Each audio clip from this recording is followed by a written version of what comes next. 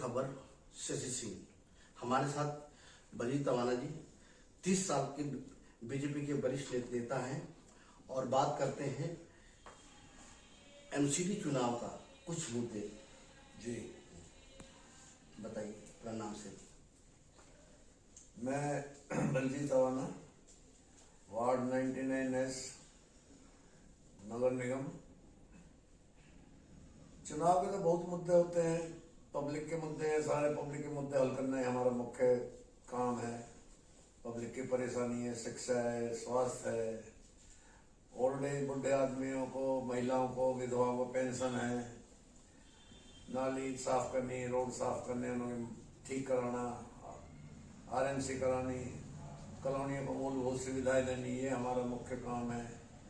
मुख्य कानूनों को उनकी समस्याएं दूर करना, ये हमारा। पार्टी आपको टिकट देती है तो क्या मुद्दा आपके रहेगी, जिस तरह से दिल्ली सरकार दिल्ली में कर रही है दारू का?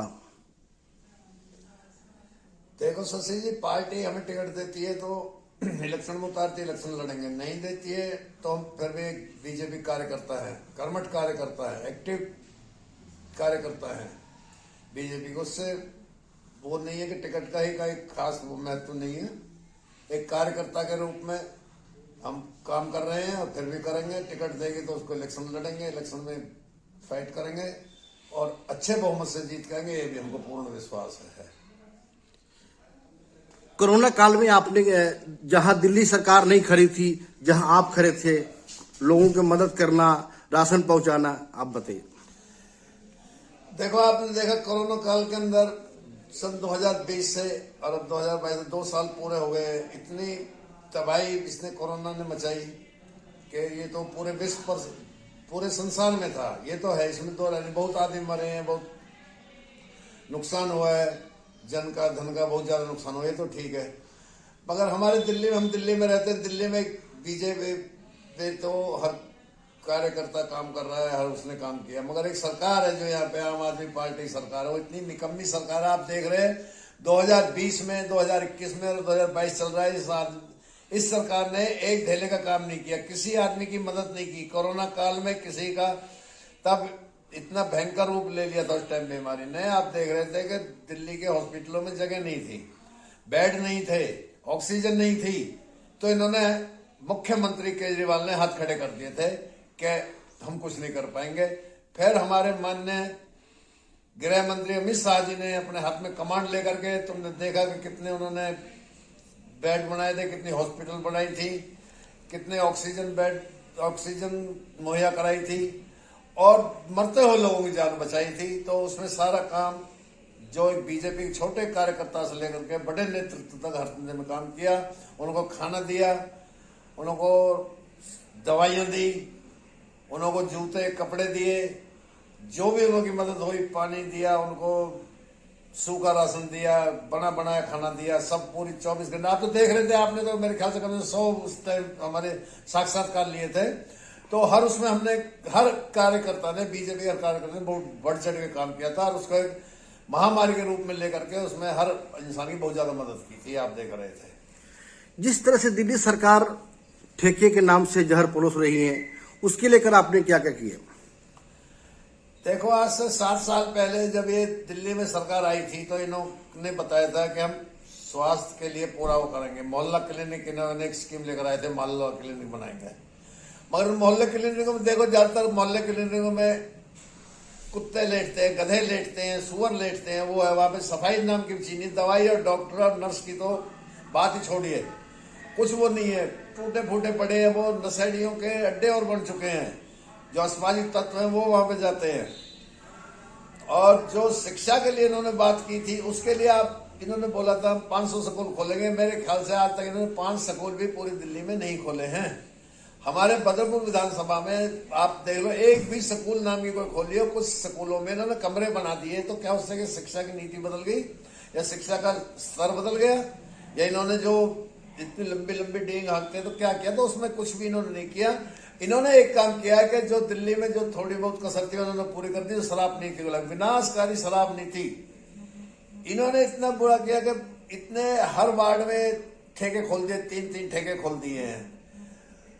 18 साल का 20 साल के बच्चे शराब लेकर के ले, वो वहां पे शराब इन्होंने शराब पिलाने की वो करती है। महिला को 30% छूट दे रहे, छूट में शराब दे रहे। क्या चाहते, क्या देखो कितना इन्होंने वो किया। क्या चाहते ये नौजवान को या जो यूथ है उसको एकदम नशे की तरफ धकेलना चाहते हैं। ये किया 900 ठेके इन्होंने जो बना दिए दिल्ली के, इतनी हुआ। हमने अभी 4 तारीख को ही पूरे दिल्ली में शराब विरोध नीति के ऊपर हमने पूरा, हमारी बीजेपी पार्टी ने पूरा कैंपेन चलाया और हमको इतना बढ़ चढ़ के इसका सहयोग मिला। 10 लाख का हमारा टारगेट था, मगर हमने 15-20 लाख आदमियों के फार्म भरवा करके इन्होंने शराब नीति के खिलाफ बिगुल बजाया है, जो कि इन्होंने बहुत विनाशकारी शराब नीति है। जिस तरह से दिल्ली अरविंद केजरीवाल दावा करते हैं कि हमने 10 लाख नौकरियां दिए हैं दिल्ली में, आप लोग बताइए 30 साल की आपकी राजनीति रही, ऐसा झूठा कभी सरकार देखे आपने? हमारी दिल्ली में नहीं, मैं पूरे भारतवर्ष की बात कर रहा हूं। अगर कोई सबसे झूठा कोई आदमी है तो अरविंद केजरीवाल है।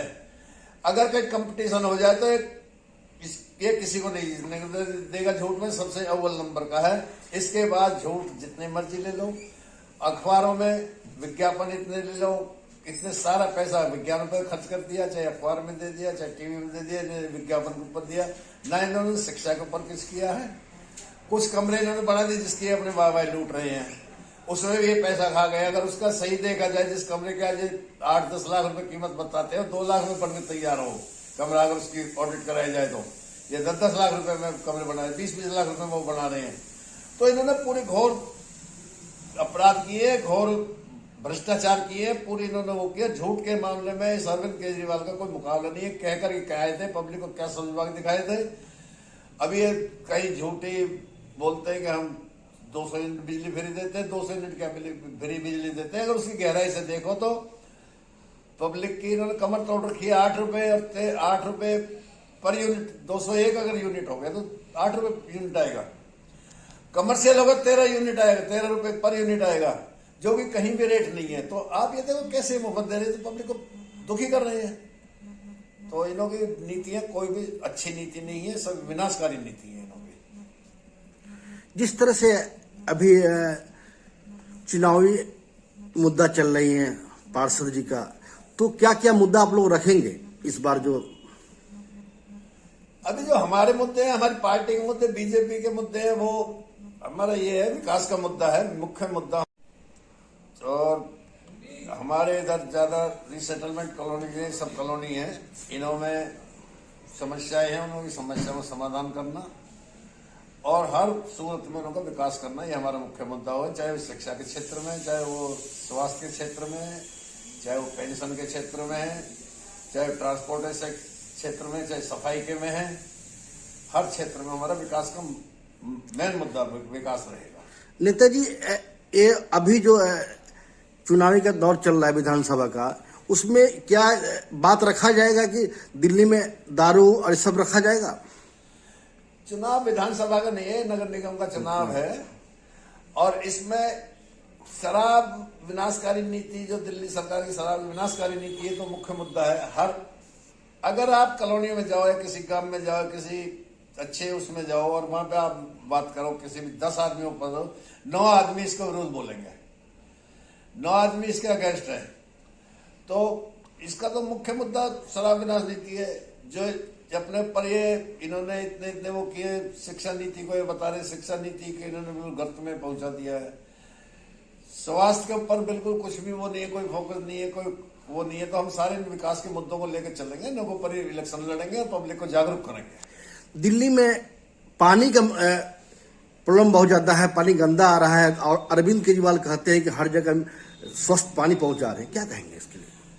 पिछले 7 साल से पानी के लिए बोल रहे थे। दिल्ली तो उससे पहले भी चल रही थी, उससे पहले बीजेपी की सरकार थी, 5 साल बीजेपी की सरकार थी, कोई पानी की समस्या नहीं थी। अभी इन्होंने पानी की इतनी बड़ी समस्या कर दी है कि हर आदमी को मोल पानी खरीद के पीने के लिए मजबूर होना पड़ रहा है। हर आदमी, चाहे वो रिसेटलमेंट कॉलोनी में, तो वो वहां 200 रुपए का 500 रुपए का टैंकर लेकर अपने पानी का स्टोरेज करते हैं। कोई अपने पानी की बोतल लेकर के पानी पीते हैं। पानी की कोई समझ, पानी आता है तो इनको दिखाया, इनको घर जाके दिखाया, इनके ऑफिस में दिखाया, बोतलों में भर के ले गए कि देखो कितना गंदा पानी आ रहा है, जिसको पीने तो क्या, उसको देख भी नहीं सकते, बदबू आ रही है, ऐसा पानी सप्लाई कर रहे हैं। अभी हमारे बदरपुर विधानसभा में देखिए, हमारे विकासपुर रामवीर बिदोड़ी जी ने 70 ट्यूबवेल लगाए हैं, 70 ट्यूबवेल, क्योंकि पानी की सप्लाई पीछे से बहुत कम आ रही है, तो इसलिए 70 ट्यूबवेल लगाए हैं। सन 2008 से लेकर के और आज तक एक भी ट्यूबवेल नहीं लगा था। अभी उन्होंने 70 ट्यूबवेल लगाए, जो 70 ट्यूबवेल चालू हुए, पानी दे रहे हैं जनता को, पब्लिक को पानी दे रहे हैं।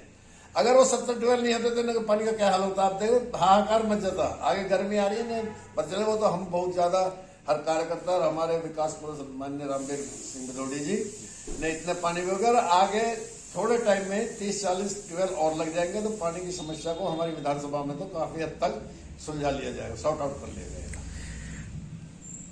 अभी यहाँ के लिए क्या क्या जो मुद्दा है जो आप उसको देख रहे हैं कि जो पूरा होना है?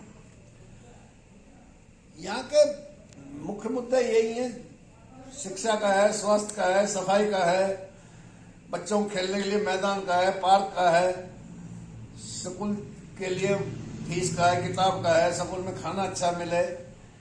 तो हमारे नगर निगम स्कूलों में देखो ना, ज्यादा कंपेयर कीजिए कितना बढ़िया खाना मिलता है, मगर इनों का कुछ भी नहीं। तो हमारे सारे मुद्दे यही रहेंगे कि बेसिकली जो मतदाता है, स्त्री है, पुरुष है, उसके पूरा उसके सुख सुविधा का ध्यान दिया जाए, उसकी समस्या को हल किया जाए। हमारा मुख्य मुद्दा यही रहेगा, सफाई का, स्वास्थ्य का, शिक्षा का, ये मुख्य मुद्दा है। दिल्ली सरकार जो इस बार पंजाब और गोवा में बोल रही है कि हम 10 लाख नौकरियां दिए हैं, क्या लग रहा है?